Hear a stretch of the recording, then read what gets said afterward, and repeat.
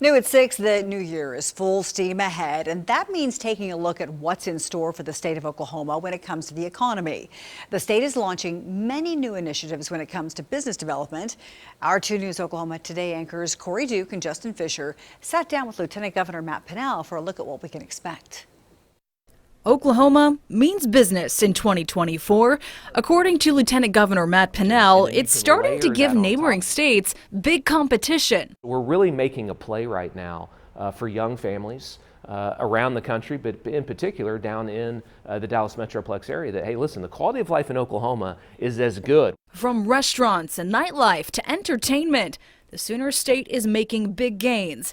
Top it off with affordability, and the desire to move to Oklahoma is becoming more of a thought to those outside Oklahoma borders. That affordability is a big deal for companies as well. The lieutenant governor giving an economic forecast for the state. He says oil and gas continues to be a leading industry. The innovation that we're seeing in the oil and gas industry is very strong. Hydrogen play into the future, I think, will also be something that could create a bunch of jobs inside the state of Oklahoma. Oklahoma now considered a renewable state as well, with wind and solar adding to the job market.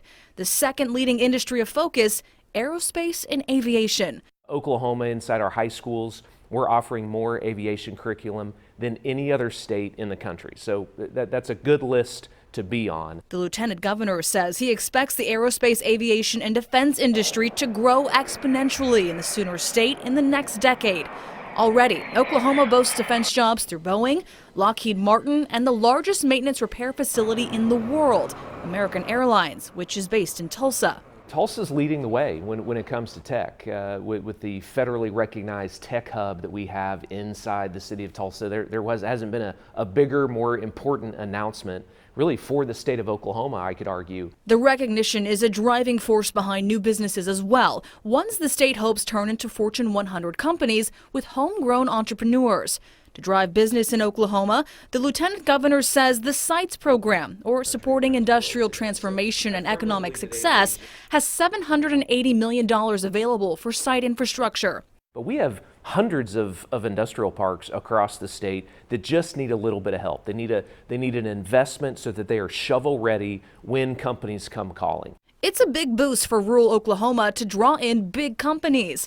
Oklahoma, not only on the radar of big companies, but also filmmakers. What Killers of the Flower Moon has done for the state of Oklahoma, it really put us even further on the map when it comes to a beautiful place and a pro-business place to film a movie.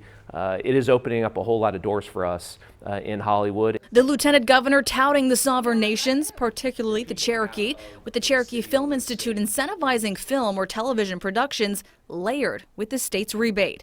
In turn, tourism amplifies and the state benefits, a trend Oklahoma hopes to see for years to come. In Tulsa, Cori Duke, 2 News Oklahoma.